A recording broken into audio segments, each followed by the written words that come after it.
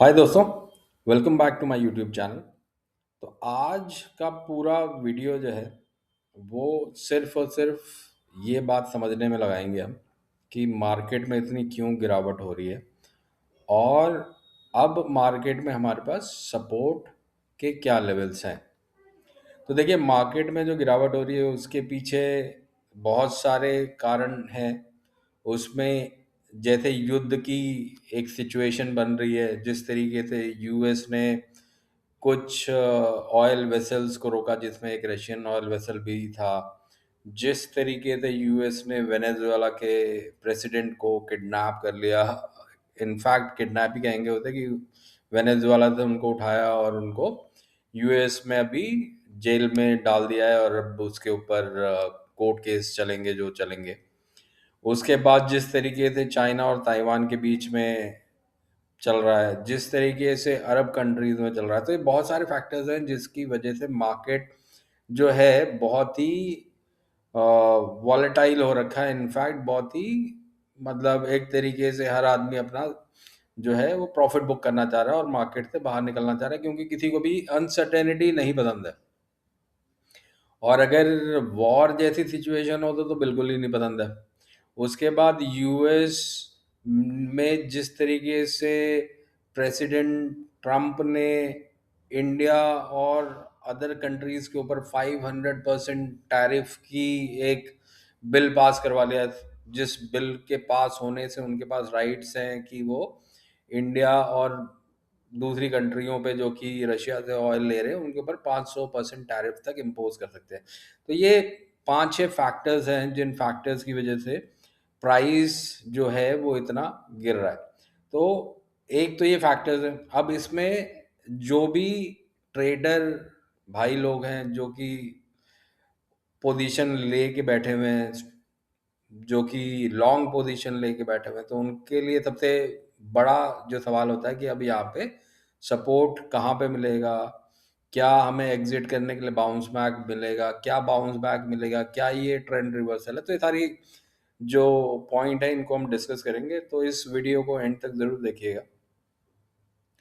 और अगर आपको पसंद आए तो यू वीडियो को लाइक कीजिएगा और चैनल को सब्सक्राइब भी कीजिएगा। तो सबसे पहले समझते हैं कि अभी देखिए 5 दिन से जो है निफ्टी ने लोअर लो बनाए हैं।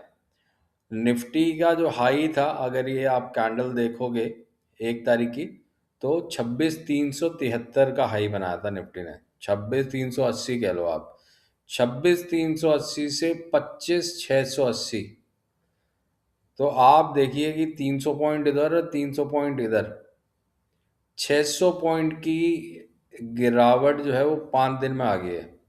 जिसमें कि 3 दिन तो गैप डाउन खुला था, उसके बाद अनसर्टेनिटी थी कि और कहाँ जाएगा और कहाँ जाएगा। और कल जिस तरीके से बात हुई कि 500% का टैरिफ इम्पोज हो जाएगा या रशिया के ऑयल्स के ऊपर, जिस तरीके से हुआ, उसमें रिलायंस का एक फैक्टर और आ गया।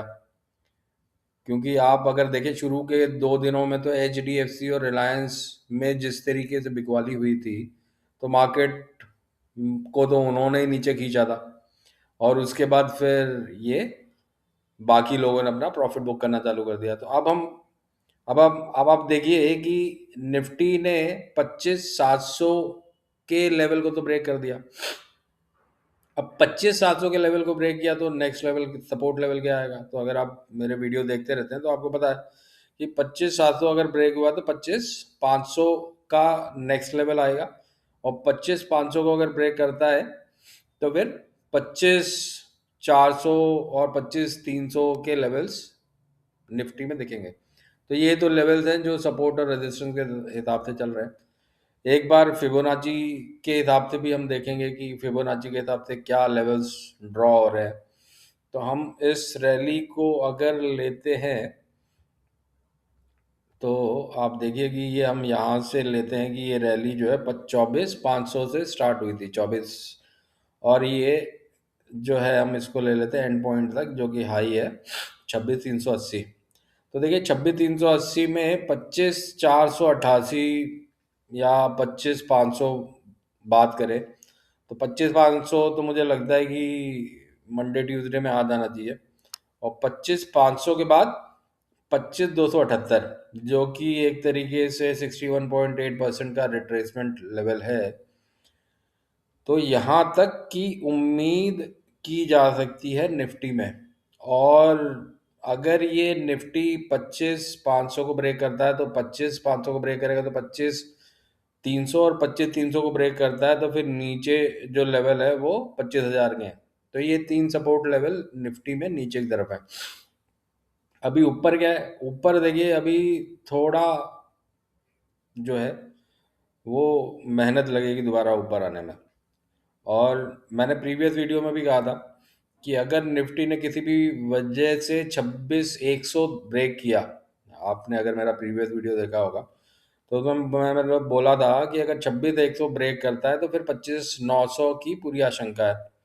तो 25,900 तो छोड़िए, अब यहाँ पे 25,700 पे निफ्टी ट्रेड कर रहा है।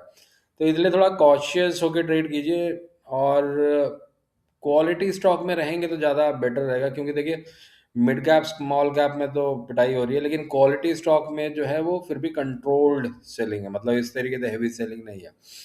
तो इसलिए थोड़ा निफ्टी के ये सपोर्ट लेवल है।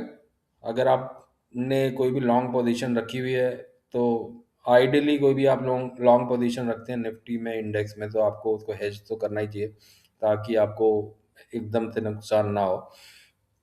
और अगर आप एग्जिट ढूंढ रहे हैं तो अभी फिलहाल तो बाउंस बैक का वेट करें, उसके बाद ही कोई एग्जिट। अभी 26,300 या 26,380 कब तक आएगा इसकी कोई मतलब ऐसी वो नहीं है कि जनवरी में वापस आ जाएगा, होने को अभी तक था। और क्योंकि देखिए जनवरी एंड जो है यानी कि बजट की जो है वो एक तरीके से बजट की तैयारी भी कह सकते हैं इसको, कि मार्केट पहले नीचे गिरेगा फिर बजट वाले दिन तक यानी जनवरी एंड तक रिवर्सल आ सकता है, क्योंकि बजट जो है वो पेश होगा। तो कुछ भी हो सकता है, तो इसलिए थोड़ा वॉलेटाइल है। तो आप अपने जो भी ट्रेड है उसको थोड़ा सोच समझ के ही लीजिए, और फाइनेंशियल एडवाइजर से ज़रूर कंसल्ट कीजिएगा। अब एक बार हम बैंक निफ्टी को देखते हैं। बैंक निफ्टी भी अगर आप ने पिछला वीडियो देखा हो तो मैंने बताया था कि बैंक निफ्टी जो एक रेंज में फंसा हुआ है, ऊपर जो है वो 60,500 और नीचे 59,500। तो अभी क्या है कि 59,500 को आज निफ्टी ने ब्रेक किया है। तो अब ये जो नेक्स्ट सपोर्ट बैंक निफ्टी में दिख रहा है वो 58,700 दिख रहा है। 58,700 क्यों, आप ये देखिए, अगर मैं यहाँ पर एक लाइन ड्रॉ कर देता हूँ तो आपको आसानी होगी समझने के लिए। तो आप ये देखिए यहाँ पर 58,700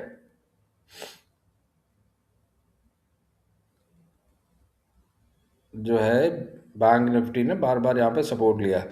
अब 58,700 अगर टूटता है, जो कि बैंक निफ्टी में भी अगर आप देखें तो 4-5 दिन से लोअर लो ही बन रहे हैं, तो कोई बड़ी बात नहीं है कि 58,700 यहाँ पे टूटे। तो 58,700 टूटता है अगर, तो नेक्स्ट सपोर्ट जो है वो फिर 57,200 का दिख रहा है मुझे।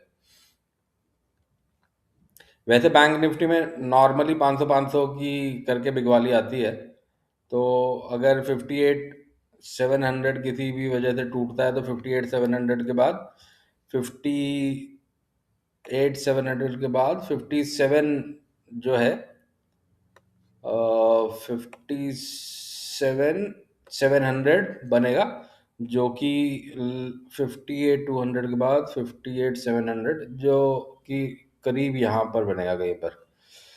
तो 500-500 की बिकवाली आती है और 500-500 के लेवल एक दिन में चले जाते हैं बैंक निफ्टी में। तो आप इसको देखिए कि ये जो लेवल है वो 58,600 है, तो ऑलमोस्ट 58,700 को अगर तोड़ता है तो नेक्स्ट जो सपोर्ट आपको बनेगा बैंक निफ्टी में वो 58,000 का आप रफली मान के चलिए राउंड फिगर में।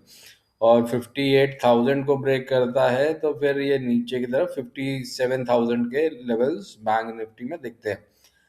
फिबोनाची भी एक बार प्लॉट कर लेते हैं, क्योंकि फिबोनाची से भी थोड़ा कॉन्फिडेंस आ जाता है कि जो मैं सपोर्ट या रेजिस्टेंस के लेवल बता रहा हूँ वो सही बता रहा हूँ या नहीं बता रहा हूँ। तो बैंक निफ्टी को हम यहाँ पर 53,000 से बना खींचते हैं। तो आप देखिए कि ऑलमोस्ट उसी के आसपास है।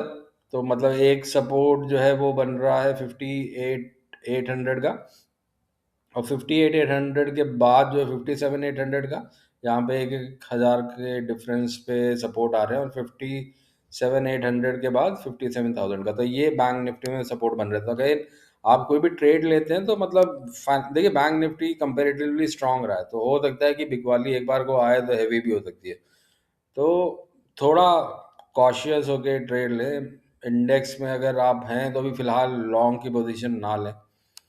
कई बार होता है कि लोगों को होता है कि अच्छा अब यहाँ से नहीं गिरेगा तो यहीं पे बाय कर लिया और उसके बाद पता चला और गिर गया, तो फॉलिंग नाइफ जो है वो एक फॉलिंग नाइफ है। जब तक कि एक कंसोलिडेशन का फेज, गिरने के बाद एक बार कंसोलिडेशन आएगा, कंसोलिडेशन के बाद अगर ऊपर की तरफ जाता है प्राइस, मूवमेंट ऊपर की तरफ होता है, तभी उसमें एंट्री लीजिए। वो भी आप उसमें आपको स्टॉप लॉस वहां पे रखना पड़ेगा जहाँ पे प्राइस कंसोलिडेट हो रहा था। तो ये मेरा निफ्टी और बैंक निफ्टी का व्यू है। और रीज़न जो है वो मैंने आपको बता दिया। ये हो सकता है कि प्री बजट तैयारी हो रही हो, मार्केट कई बार स्मार्ट प्ले करता है कि पहले सबको बाहर कर दे, उसके बाद फिर बजट के टाइम तक इसको ऊपर उठाए और फिर उसके बाद नीचे गिरा दे, ये भी हो सकता है। लेकिन इंटरनेशनल जो रीजंस है वो तो हैं, क्योंकि जो वॉर की अनसर्टेनिटी है और जिस तरीके से दूसरे डिप्लोमेटिक रीजंस आ रहे हैं, तो वो सारे रीजन है। तो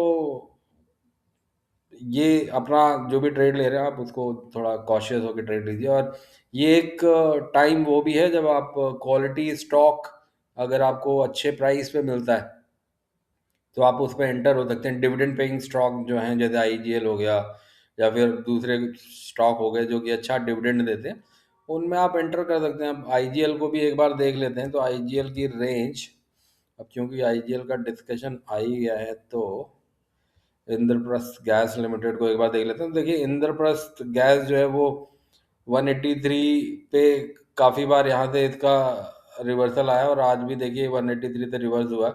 अभी ऊपर की तरफ जो इसका रेंज बना हुआ है अभी 198, यानी 200 को ब्रेक नहीं कर पा रहा है, लेकिन 200 को ब्रेक करेगा तो ये 217 220 तक जाता है। अभी 186 से 217 का मतलब हो गया 34 रुपया। 34 रुपये का मतलब हो गया मोटा मोटा ये आपको 20% का मतलब 36, तो 20% का आपको अप मूव है। तो साल भर में भी आईजीएल जैसा स्टॉक अगर आपको 186 से 217 लेके जाता है तो कोई दिक्कत नहीं, और ऊपर से डिविडेंड आपको मिलता ही है, तो ऐसे क्वालिटी स्टॉक में आप इन्वेस्टेड रह सकते हैं। और लेकिन अगेन मैं सिर्फ आपको सजेस्ट कर रहा हूँ, ट्रेड लेना है नहीं लेना ये आप अपने फाइनेंशियल एडवाइजर से पूछिएगा। और अपना इसी तरीके से क्वालिटी स्टॉक ढूंढिए। तो इसके साथ मैं अपना ये वीडियो यहाँ पे समाप्त कर रहा हूँ दोस्तों। See you in my next video. आशा करता हूँ आपको मेरा ये वीडियो पसंद आया होगा। Thank you.